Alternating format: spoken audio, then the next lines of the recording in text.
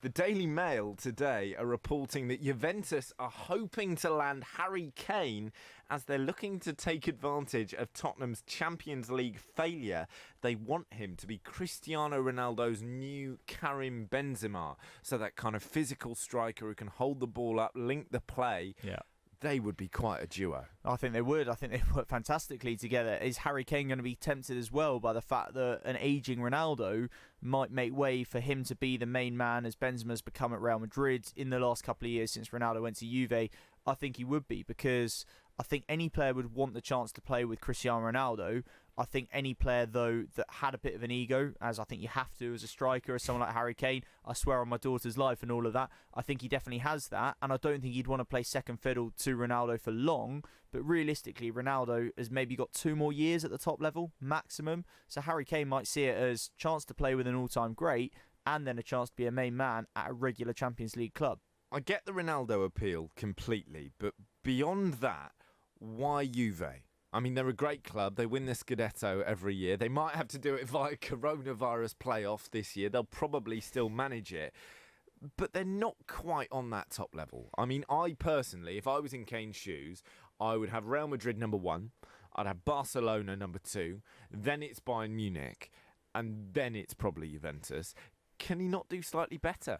I don't know about that, because you've got to look at where he's coming from as well. Yeah, the links to Man United are some of the strongest ones, and I'm not saying that should be where he has his number 1 choice, but you don't necessarily have a choice of any of those clubs. Barcelona, I don't see Harry Kane playing for them, and Bayern Munich have got Lewandowski, and he's not going anywhere. So it's not like he has a choice of all those clubs. He might be going somewhere. He's in his 30s now. Well, maybe, but he's still absolutely banging them in. I saw him at Stamford Bridge a couple of weeks ago. He was absolutely brilliant. Just because he's 31, he's not slowing down. And I think Harry Kane will think, Juventus, well, that's a hell of a good option for me. I'm getting into the prime of my career, and I should be at a club that is at the very least regularly in the Champions League, and he'll always have the affection of the Spurs fans, he'll always have the goals he scored for them, but he must be desperate to start adding some trophies, some silverware, and you can pretty much guarantee that by going to Juventus. And if they don't get Champions League this season, Spurs, which they won't, he's going to go.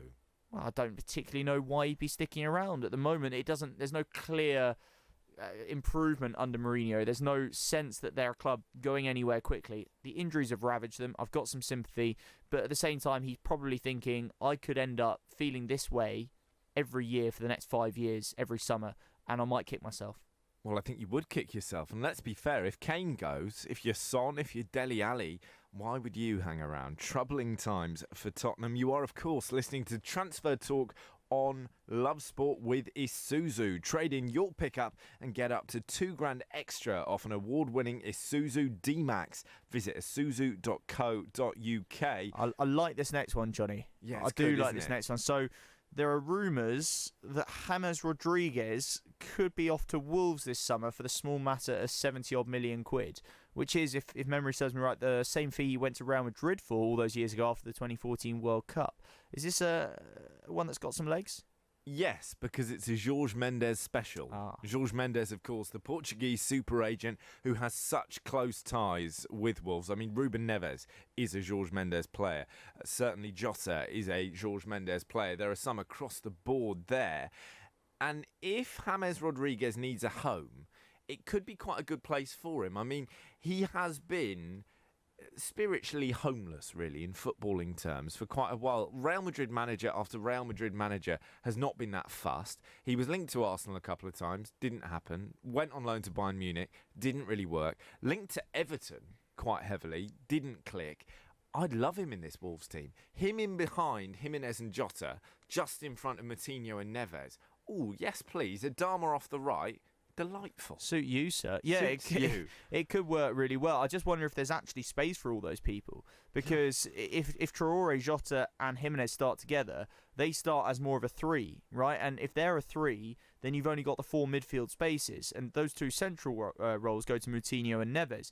Moutinho is in his 30s, in fairness, but from what I've seen of James, I don't know if he'd work that well in that too, because he's not a deep liar. Exactly, you need to play so deep. You're more of a metronome type player than you are the creative playmaker that he's used to being. So I think he's a brilliant player at his best, although he hasn't been there for a while. And I'd wonder as well, if you're Wolves, if you're thinking that's the best use of 70 million quid, they're a club that got incredible value when they signed Raul Jimenez. And at 36 or 8 million, something like that. So I think they're going to say, is James Rodriguez going to be worth double what we paid for Jimenez? And I'm not sure that I think he is. But on the flip side of the coin is this future-proofing. Because Wolves, they're doing amazingly. They might get Champions League. I think they're a great side.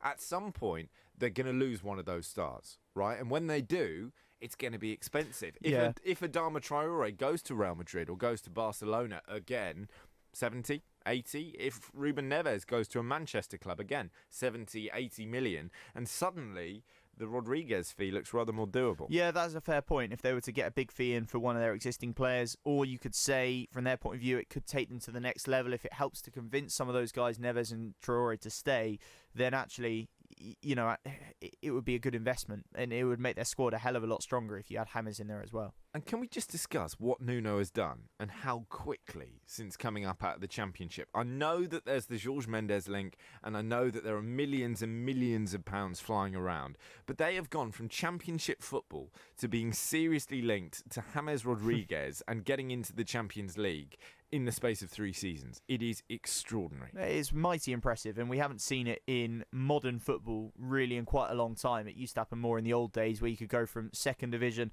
to really competing at the top end of things. Just ask Brian Clough, of course, but it's become a lot less common. But I think you can't detach those links that you mentioned at the start, Jorge Mendes, all the millions of pounds, because I think there have probably been a few other managers and teams who, given the same resources, would have made a lot better a fist of their time in the Premier League if they'd had that chance. And who's to say Sheffield United won't put together a second brilliant season next year without Jorge Mendes and the backing of Chinese bank owners and all that kind of stuff. So, I think you've got to keep a little bit of perspective in that sense. It'll be interesting to see whether they get this deal over the line. That's it for today's Transfer Talk.